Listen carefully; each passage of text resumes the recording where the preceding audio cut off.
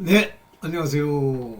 진리의 쓴소리 디지털 목자 최정현입니다. 아우, 제가 이틀 동안 죄송한데 제가 이제 지금은 옛날에는 제가 이제 연구비가 많이 있었어요. 그러다 보니까 연구비로 할 수 있는 게 제 개인 돈이나 개인의 수입을 잡을 수는 없고 이제 그 장비들을 구입하는 건 가능해요. 그래서 참 그 돈 가지고 이제 장비들을 많이 구입하고 이래서 컴퓨터들이 지금 이제 다 고장 나고 그랬지만 많이 있었어요. 근데 지금은 이제 제가 연구비가 없으니까 제 개인 돈으로 살면 컴퓨터들이 다 비싸잖아요. 그러다 보니까 제가 이제 그때 사두었던 많은 컴퓨터들이 고장도 나고 좀 문제도 있고 한 것들을 결국 이제 갖다가 좀 고쳐서 제가 하는 일이 이제 여러 가지가 있으니까 이제 해야 되겠다 싶어서 시간을 이야, 이게 고장이 나니까 아무리 해도 제가 가지고 있는 그 컴퓨터 관련 지식을 다 이용해도 완전하게 고쳐지질 않네. 그래서 좀 고칠 만한 거 고쳤는데 아직도 옛날에 잘 돌아가던 컴퓨터들이 많이 안 들어서 시간을 많이 버렸어요. 자, 그래서 이제 저는 이제 매일 영상을 찍는다는 생각을 가지고 있는데 왜 그러냐면요. 하나님이 제게 준 임무가 뭐예요? 이 세상에 이 진리의 말씀, 그 깨달음이 없는 거를 이제 제 관점에서 깨달은 걸 얘기하면 저랑 같이 어떤 삶의 패턴이나 저와 제 관점의 패턴이 같으면 제가 찍은 영상을 듣고 여러분들이 이제 깨달음이 오죠. 그래서 오늘 거는 제가 밑에 일종의 자막을 안 달고 하려고 그래요. 왜냐하면 말씀을 제가 찾아서 연구를 해갖고 여러분들한테 말씀드리는 게 아니니까 그냥 이런 시류가 어떤가를 가지고 제가 스크린샷을 많이 받아놓잖아요. 근데 그 스크린샷을 통해서 이제 좀 실제 문제가 뭔지 또 우리는 이런 것들은 마음에 두어야 하는지 그런 얘기들을 좀 하려고 해요. 그래서 성경의 진리와 무관한 가르침 또는 그 안에 멘트가 있으면 그 말씀하신 그분의 깊은 걸 제가 알고 얘기하는 건 아니고 영상에서 나오는 그 내용만 가지고 이렇게 요거는 좀 문제가 있다, 요건 문제가 없다 이 얘기를 하려고 그래요. 그 다음에 이제 참된 경고를 하시는 또 그런 영상도 있죠. 그래서 이런 시류 오늘날을 분석하겠다. 그러니까 항상 어디든지요. 제가 보는 관점이긴 합니다만 참도 있고 거짓도 있어요. 근데 거짓이라는 걸 여러분들이 예를 들면 100가지가 옳아. 근데 한 가지가 잘못됐어. 그런데 이 100가지라고 하는 것과 한 가지 사이에 비중을 따져줘야 돼요. 하나님의 말씀의 뜻은 아주 중요한 얘기가 있고 마이너한 얘기가 있습니다. 중요한 얘기가 만약에 왜곡되거나 바뀌면 그거는 사단의 거짓말이 되죠. 근데 여러분들 대다수가 그걸 분별하지 못한다고 봐요. 그러니까 언제든지 이 사람들의 말씀 오늘날 주어지는 이야기들을 들을 때 관점이 나랑 무관하잖아요. 그러면 나라는 건 객관적으로 놓고 이제 세상이 어떤지 이렇게 파악을 하면 여러분들은 죽은 자예요. 항상 무슨 말씀을 듣든지 나와의 관계, 나에 관한 이야기냐, 나를 책망하는 거냐, 또 내가 저 말씀을 받아들이고 나의 변화를 유발할 수 있느냐 이겁니다. 사람은요 절대 깨달음이 없고 하나님이 인도하지 않으면 변하지가 않습니다. 옛날에 했던지 또 하고 또 하고 또 합니다. 구습을. 내 자신도 한번 살펴보세요. 옛날에 하던 버릇이 좀 편안하다. 그러면 여러분들 간 거예요. 여러분들 구원 못 받습니다. 근데 옛날에 하던 일들, 하던 패턴에 퀘스천이 와. 내가 이래도 되나? 이게 과연 옳은 건가? 이러면 여러분들을 부르시는 그 부르심이에요. 그래서 항상 나를 비추어야 됩니다. 타인 저 사람 나쁜 사람이다 무슨 의미가 있어요. 저 깨달음이 어떤 깨달음이 왔다고 그래요. 깨달음이 왔는데 나랑 무관해. 그냥 어떤 사람 얘기하는 것 같아. 그러면 그건 진리가 아니에요. 항상 나를 비춰야 된다는 점 강조하면서 랜덤하게 제가 이 캡처 받아놓은 그 스크린샷의 내용을 하나하나 꺼내서 이제 같이 먼저 보겠습니다. 한번 볼게요. 여기 이제 이런 얘기를 해요. 분별의 은사를 가진 사람들 그러면서 반드시 겪는 세 가지 고통. 제가 이제 이걸 받아놓으면서 제가 체험한 바가 너무 많기 때문에 이 부분에 대해서는 너무너무 많은 체험이 있었기 때문에 이 말씀을 하실 때 이게 무슨 얘기인지를 제가 알겠는 거예요. 이 분별의 은사라고 하는 건 은사라는 차원 이전에 여러분들의 영이, 여러분들 안에 있는 영이 다르면, 여러분들의 영이 다르면 반드시 그 영적인 충돌이 나게 되어 있습니다. 그래서 어떤 사람, 어떤 환경, 어떤 일에 그것에 관련되어 있는 영들, 이것이 제가 푸뉴마 여러 번 얘기했죠. 푸뉴마는 푸뉴마 아리온 그러면 그거는 성령이에요. 푸뉴마 시우 그러면 하나님의 영입니다. 그런데 만약에 그냥 푸뉴마 그러잖아요. 그러면 인간의 영일 수도 있고 또는 악령일 수도 있어요. 그래서 헬라어의 푸뉴마라고 하는 이 영이라고 하는 건 상황에 따라서 다르게 번역을 해야 되는데 가끔 보면 실제 이 번역한 거에 보면 실제는 그게 성령이 아닐 수도 있는데 성령 이렇게 번역한 게 있고요. 영어로는 대문자로 스피릿이라고 씁니다. 근데 그건 대문자로 써서는 안 될 것 같은데 쓰는 경우도 있습니다. 그거는 번역자의 한계지. 좋습니다. 그러면 반드시 겪는 세 가지 고통. 무슨 고통이겠어요? 여기 이제 나와 있을 때 왜 나만 보라는 걸까? 그 사람만 보여요. 이 분별할 수 있는 영, 즉 이 분별의 은사는 영에게 주는 거죠. 그 영을 분별하는데 이 분별한 사람은 그게 보입니다. 그러면서 분별의 은사를 가진 자의 비극 이렇게 나왔어요. 제가 조금 들어보다가 무슨 얘기인지 알겠더라고. 그래서 이 분별의 은사는 영을 느끼는 사람들이 반드시 겪는다는 거예요. 그래서 영적인 차이. 그러니까 사람들을 만났는데 예를 들면 어떤 사람을 만났을 때 그 사람과는 진짜 일철 대화를 하고 싶지 않은 경우도 있어요. 근데 어떤 사람들은 굉장히 내 마음을 오픈하고 대화하고 싶은 사람도 있죠. 그리고 항상 그분이 하는 행동이 보여요. 저렇게 하면 안 되는데. 그러면 직접적으로 대놓고 그분의 행동이나 어떤 일에 대해서 지적한다. 그러면 책망이라는 관점에서 좋을 것 같지만 그 사람이 그걸 받아들일 수 있어야 돼요. 안 그러면 도리어 더 이상 얘기할 수 없는 상황이 되기도 하죠.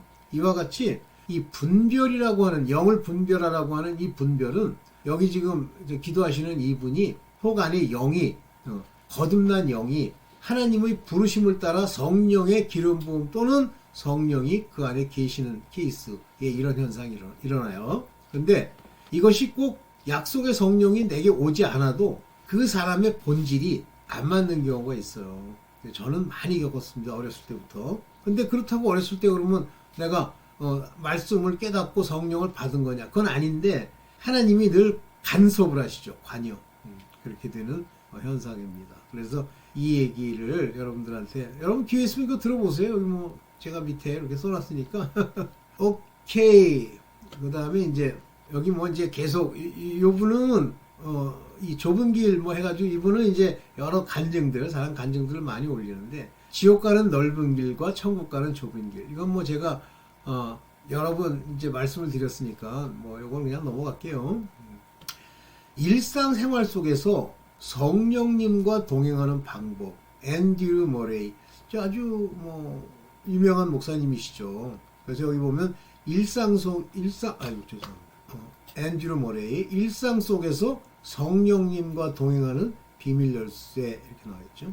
앤드류 머레이 이렇게 나와 있는데 이 제목을 이제 이렇게 정해서 이렇게 쓰시잖아요. 근데 아마 이분이 이 앤드류 머레이가 쓴 제목이 아니고 이것을 번역해서 올리는 한국 사람이 쓴 번역이 아니까 제목이 아닐까. 성령님과 동행하는 방법 이런 거 없습니다. 성령께서 자기의 뜻과 자기의 기름 부음과 우리와 함께 거하게 되는 정체성을 따라서 동행할 사람은 동행하고 기름 부을 사람은 기름 부어서 인도하시는 거예요. 여기 말하는 성령과 동행이란 말은 하나님의 자녀에게 쓸 수 있는 용어예요. 일상 속에서 동행한다? 그건 하나님의 자녀라는 정체성이 없으면 동행하지 않습니다. 다시 말하면 이 성령님이 내 옆에 따라다닌다는 식으로 이분이, 그러니까 이 번역한 분이 얘기하는데 성령님은 내 안에 들어오셔서 내게 인치시고 나를, 내 영을 인도하시는 이런 케이스, 즉 하나님의 자녀된 자들에게 성령님이 역사하시는 약속의 성령의 역할이 있고요. 그 다음에 성령 세례라든가 기름 부음이 우리에게 임하면 그분이 우리에게 가르치는 내용을 가지고 우리를 그냥 인도만 하시는 거예요. 그러면 뭐 이리 쓰러졌다 저리 졌다. 대표적으로 제자들이 성령 세례를 받기 전까지 가끔 엉뚱한 소리를 베드로도 하고 또 도마도 하잖아요. 근데 예수께서 뭐라고 하냐면 지금은 너희가 알지 못하지만 이제 기다리라. 잠시 후에 성령이 임하면 달라진다는 그 말씀을 하실 때 그렇게 되는 거예요. 그래서 성령이 막 실제는 나만 인도만 하시는 건데 자기가 뭐 성령님이 함께 있는 자녀인 것처럼 얘기하면 이제 상당히 오류가 생기죠. 그래서 내가 뭐 했더니 성령님이 동행한다 그런 거 없어요. 그러면 아무것도 안 해도 성령님이 그분이 인도해서 여러분을 변화시키고 그분이 전부 주체가 되는 거예요. 그래서 그게 중간태의 회복이라는 게 바로 하나님, 성령님, 성령은 예수님을 예표하시는 겁니다. 이렇게 그분이 친히 하시는 거지 여러분들 인간이 무슨 생각을 가지고 뭐 노력을 좀 더 해줬더니 된다. 아닙니다. 이런 면에서 제가 말씀을 드리려고 한 거예요. 또 한번 볼게요. 하나님이 가장 무섭게 경고하신 죄가 음행이다. 일단 이 죄라고 하는 거는 어디서 범하는 거냐면 육체가 범하는 거예요. 그래서 육체의 죄 중에 이제 하나님이 거룩히 되려면 육체에 죄 짓는 것을 멈춰야 되는데 그게 마지막에 우리에게 얘기하시는 그 거룩함의 단초가 뭐라고 말씀하시냐면 음행, 우리의 육신의 음란을 버리라 그래요. 이걸 안 버리게 되면 거룩함에 이르지 못하죠. 그러면 여기 가장 무섭다는 게 무슨 얘기인지 모르겠는데 이 얘기는 다른 죄들은요. 나도 알고 남도 알고 나도 하기 싫어요. 근데 이 음행은 내 안에 있는 이 육체가 속으면서 행하는 거예요. 그래서 이 음행을 벗어내기가 어려운 건 아닌데 이 음행을 짓게 되면 반드시 죄에 관한 보응이 오게 돼 있어요. 이 음행을 부지기수로 하잖아요. 그러면 반드시 암에 걸리는데 이 음행과 관련된 암에 걸립니다. 제가 이제 보는 관점에서는 그래서 뭐 가장 무섭게 경고하신 죄가 이거다라는 건 좀 너무 좀 과장된 거고 음행뿐이 아니라 다 그렇지만 육체의 죄라고 하는 것은 내가 성령의 소욕을 따라 이겨내야 되고 요거는 속성이 은밀한 중에 일어나기 때문에 그렇다. 이런 정도만 얘기를 할게요. 네. 그 다음에 자 하나님께 크게 기름 부음을 받았다면 기름 부음 아까 얘기했죠? 성령의 기름 부음이라는 게 있고 성령이 내주하는 게 있습니다. 기름 부음을 받았다면 이 현상이 나타납니다 하면서 쓰임 받기 직전에 벌어진 10가지 징조. 그래서 기름 부음은 사람들에게 임무를 주기 위해서 주시는 게 기름 부음이에요. 근데 이 기름 부음을 주실 때는 하나님이 이미 그의 내면 속 안에 이것이 어떤 상태인지를 보고 기름을 부으시는데 문제는 이제 10가지 징조다 이렇게 얘기했는데 한마디로 얘기하면 기름 부음을 받으면 말씀이 깨달아집니다. 아 이게 그 얘기야? 옛날엔 내가 그렇게 안 읽었는데 이렇게 나와요. 말씀이 깨달아집니다. 여기 이제 10가지 징조 얘기하는데 옛날에 한번 들었던 얘기인데 10가지 징조가 정확하게 어떤 건지 정확히 모르겠어요. 자그마치 2시간 23분이나 얘기를 했대. 10가지 징조는 첫 번째 징조는 말씀이 깨달아진다.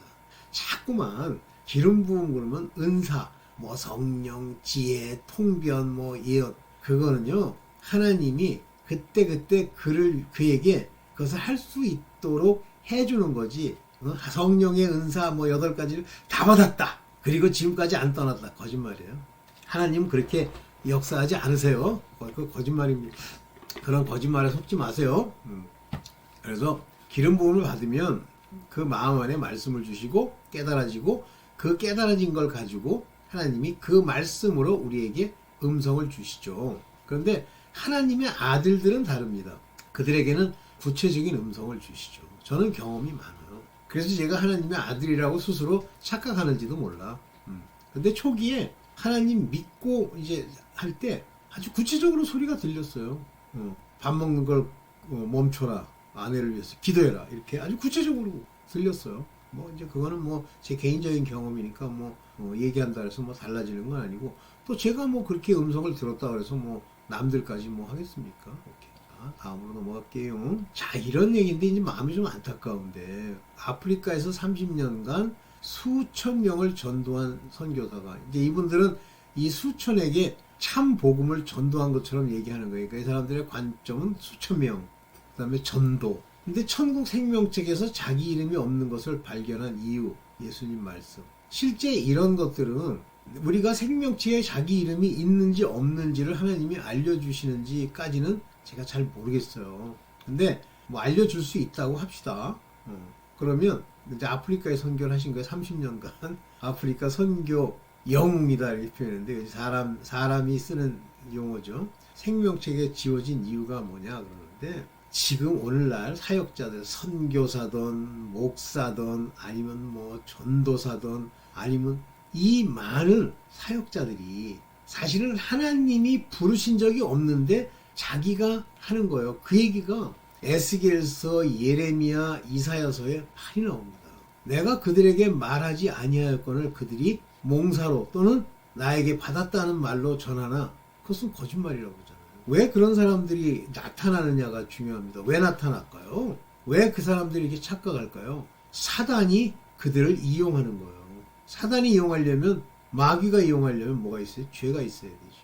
그러니까 그가 이 선교나 사역자 일을 하면서 죄를 범하게 되는데 뭐 여러 가지가 있겠지만 지저분한 죄는 놔두고 뭐 흔히 범할 수 있는 죄가 있다 그러면 탐욕입니다. 그 다음에 진리가 없음에도 불구하고 진리를 표방하는 거짓말을 하는 경우인데 이때 이것이 한두 번은 그냥 넘어가는데 좀 지나면 마귀가 곧바로 그를 주장하게 됩니다. 그가 지은 죄로. 그때부터 그는 자기도 모르게 무언가 얘기를 하는데 자기 생각에는 맞는 얘기를 하는데 실제는 하나님이 주신 바 없고 하나님의 깨닫게 하신 바가 없는 이야기를 얘기를 하는 거예요. 그래서 이게 무섭습니다. 그러니까 여기서 우리 인간이 지금 바라보는 게 30년, 수천 명, 전도, 그다음에 여기 밑에 보면 아프리카 선교의 영웅 이런 말은요 인간이 하는 말이 아무 의미도 없어요. 근데 예수님이 이렇게 갔더니 너는 생명책에 없구나 그렇게 하십니까? 참 이건 이제 뭐 그냥 제가 볼 땐 그냥 하는 얘기라고 보입니다. 아닐 수도 있고. 자, 다음 볼게요. 당신이 집에 있는 걸 좋아하는 영적인 이유. 사실은 이 C.S. 루이스가 참 중요한 얘기를 하시는데요. 여러분들 보세요. 많은 사람들이 뭐라고 그러냐면 왜 사람들이 그를 좋아하느냐. 그는 항상 교회에서 영적으로 뜨겁게 기도하고 하기 때문에 좋아한다. 그거요. 허상이에요, 허상. 사람들이 좋아한다? 하나님이 좋아하셔야지. 근데 하나님이 그를 쓰고자 하시고 하나님이 그를 사랑하면 이 입에 나오는 말이 많은 사람의 거침이 됩니다. 듣기가 싫어요. 그래서 항상 왕따 당하는 사람들. 한번 보세요. 선지자가 떼거리로 움직이는 거 봤어요? 왕까지 죽이려고 막 근데 이사야는 실제 이사야를 죽인 그 왕이 자기 조카요. 참 자기 친척이 자기를 죽이는 거예요. 꼴보기 싫다고. 그런 겁니다. 집안에서도 핍박을 받죠. 집안에서도 이해되지 않아요. 그래서 집에 있는 걸 좋아한다는 이 C.S. 루이스의 이 말은 여기 이 얘기가 중요해요. 혼자 있는 게 편한 당시. 왜 혼자 있는 게 편합니까? 하나님이 함께 하시는 성령의 영적인 사람들이 많아요. 버글버글해요? 없잖아요. 그리고 하나님의 화살을 되는 하나님 화살로 준비되는 순간. 맞습니다. 하나님이 그들을 준비하기 위해서 집에서 기도하고 집에서 그 사람들과 어울리지 않는 교회에서 막 버글버글하고 장 맞고 하는 거 다 가짜예요. 제가 100%까지는 보장할 수 없습니다만 아마 제가 하는 얘기의 한 8, 90%는 맞을 겁니다. 다 가짜예요. 이거 잘 명심하세요. 이런 거 C.S. 루이스가 저는 이거를 이제 많이 하나님이 저한테도 그런 말씀 하셨어요. 너 정년퇴직 할 때 모든 걸 다 잊어라 과거 그런 얘기를 하셨는데 중간중간 그게 튀어나와요. 또 잘난 척하느라고. 다음 거 볼게요. 지금 교회에 가장 큰 폴 워셔 목사님은 유명하시죠? 지금 교회에서 가장 큰 위협은 목사입니다. 이거 이해하세요. 교회를 해치는 게 세상이다. 세상이 막 교회를 저거 한다. 그런 부분도 있죠. 최근에 보면 교회의 종교 뭐를 막아야 된다. 그 미친놈. 그 사단의 후예, 마귀의 사식, 가인과 같이 멍에를 매는 자. 그게 대한민국 대통령이라고 앉아가지고 여러분들 자꾸만 우익, 좌익 그러는데 극우. 이 세상이 말하는 극우는 그건 극우가 아니라 독재죠. 좌익은 독재 아닙니까? 독재 아닌 좌익이 어디 있어요? 오늘날 중국이 그렇습니까? 러시아가 그렇습니까? 북한이 그렇습니까? 아니면 동남아에 있는 그 사회주의 국가가 그렇습니까? 전부 독재죠. 그러니까 그런 독재냐 아니냐 가지고 따질 게 아니라 좌냐 우냐 이것만 가지고 놓는데 일단 우가 옳은 거예요. 좌는 절대 진리가 아닙니다. 그거는 마치 하나님을 속이기 위해서 사람들에게 달콤한 바다나 달콤한 설탕을 가지고 그들을 죽이고 있는 겁니다. 뭐 여러분들이 뭐 여기 기독교인들 중에도 뭐 좌를 좋아하는데 뭐 그냥 좋아하시면 그냥 가세요. 교회의 가장 큰 위협은 목사입니다. 그들이요 위선을 가장합니다. 서기관 바리새인이 공부 많이 한 사람이에요. 바리새인이 되기 위해서는 여러 번의 시험을 거쳐야 되고 사두개인조차도 바리새인의 깨달음을 그대로 받아들이고 자기네들 종교적 제사장으로서의 그 일에 사용합니다. 사두개인은 그거는 공부를 많이 한 사람이 아니에요. 서기관은 지식인이잖아요. 그 자들이 뭘 좋아해요? 돈을 좋아한다 그러잖아요. 그리고 사람들에게 하나님의 율법을 가지고 엄청 강요를 하는데 그 목적은 뭐죠? 자기가 높임을 받고 큰 경문이 큰 마차를 타고 다니면서 잘난 척하는 거죠. 오늘날 이게 목사 아닙니까? 물론 뭐 안 그런 목사도 있겠지만 우리가 아는 대다수의 목사는 모든 천국 가는 자들의 앞길을 막고 배나 더 지옥 자식이 되게 하는 사람이 많아요. 이거 벗어나야 되는데 자기 감정, 혼의 욕심 무슨 이런 걸 가지고 거기서 뭐 나는 기도하는데 눈물 흘렸다. 눈물 흘리는 거 뭐 흘리고 안 흘리고 자기가 하는 게 아니니까. 그러나 눈물 흘렸다는 건 아무런 의미가 별로 없어요. 오케이, 폴 워셔의 이런 보시죠. 이건 아까도 같은 얘기인데요. 이거는 뭐 전형적입니다. 하나님께 왜 선택받은 자들을 가족과 친구로부터 홀로 세우시는가? 가족, 친구요? 다 벗어내야 돼요. 제가 아주 대표적인 예입니다. 가족, 친구. 이거는 뭐 앤드류 머레이. 이거는 뭐 제가 뭐 길게 얘기할 것이 없죠. 그들과 같이 뭐 다니면서 칭찬받고 뭐 어쩐다? 아주 위험합니다. 또 볼까요? 요거 한번 볼게요. 시류. 하나님이 하나님께. 자, 이제 왜 이걸 제가 올렸냐면요. 예수님이 하나님이신데 왜 하나님께 기도하셨을까? 진짜 이유. 이건 안 들어봤는데 이런 게 왜 관심이 있으세요? 예수께서는 두 가지 목적을 가지고 우리 삶에 사시는데 공생의 3년 반 동안. 첫째는 그 제자들에게 본을 보이시는 겁니다. 무슨 본? 육체를 입고 있는 자들이 해야 할 본. 그래서 예수께서도 새벽에 기도하시고 저녁 때 또 기도도 하시고 이렇게 기도하시죠. 그래서 히브리서에 뭐라고 하냐면 그가 아들이심에도 심한 통곡과 눈물로 간구와 소원을 올렸고 그도 경외하심으로 들으심을 입었느니라. 육체는요, 육체를 덮어 쓰고 있으면 내면에 성령이 계시고 하나님이 계셔도 그 육체로 인한 가림, 이것을 위해서 하나님께 구해야 돼요. 그럼 예수님이 그렇게 듣다. 아니, 예수님은 성령께서 주시는 말씀대로 듣고 가시지만 육체를 입고 있는 동안에는 성령이 그의 혼, 예수님의 영혼 속에 그래서 영이 살아있지만 거기다가 말씀을 드시고 예수께서도 그 육신으로 그걸 순종하게 돼 있는 거예요. 그래서 경외하심으로 들으심을 입고 본이 되시기 위해서 하는 거예요. 근데 이런 거 이건 안 들어봤어요. 제가 진짜 이유를 제대로 밝혔는지 뭐 안 들어봤던 거고 뭐 여러분들이 한번 기회 있으면 들어보십시오. 오케이. C.S. 루이스가 이제 그 얘기를 하는 거예요. 교회 뭐 여기 이제 이렇게 했는데 여기 뭐 여자들만 잔뜩 나와서 좀 그런데 여기 보세요. 교회에서 이제 찬양 부른다는 사람들의 팔뚝에 이렇게 좀 가리든지 문신이 가득 있어. 그 다음에 이런 옷을 입고 와서 하나의 쇼를 하는 거예요. 그러니까 얘기가 그 얘기예요. 사람들이 나와서 교회 예배를 쇼로 만들었다. 그래서 악령들이 교회에 침투하고 있는데 그 침투하는 모양으로 나타나는 게 이런 거다. 이게 다 뭘 부추겨요? 음욕을 부추기죠? 하나님을 경배하는 거예요. 아무도 이에 대해서 말하지 않는다. 이건 뭐 제가 얼마 전에 사랑교회에서 뭐 이렇게 하는데 성가대에 막 지휘하고 그러는데 그냥 자기들끼리 도취해서 하나의 그 뭐라 그럽니까? 찬양 퍼포먼스를 보는 건데 보기 안 좋더라고요. 뭐 의미가 있을 것 같은데 하나님은 그런 모양에 초점을 맞추지 않으시죠. 네, 뭐 요 정도만 하고 오늘은 좀 맞추려고 합니다. 뭐 나가 필요하면 제가 나중에 뭐 기회 있으면 그래서 여러분들 진리와 무관한 가르침에 이렇게 마음 두지 마시고 참된 경고를 듣고 나랑 관계가 있으면 여러분들 회개하고 내가 변화되는 그 일에 아버지께 간구하고 기도하는 그런 사람이 되길 바랍니다. 네, 여기까지만 할게요. 감사합니다.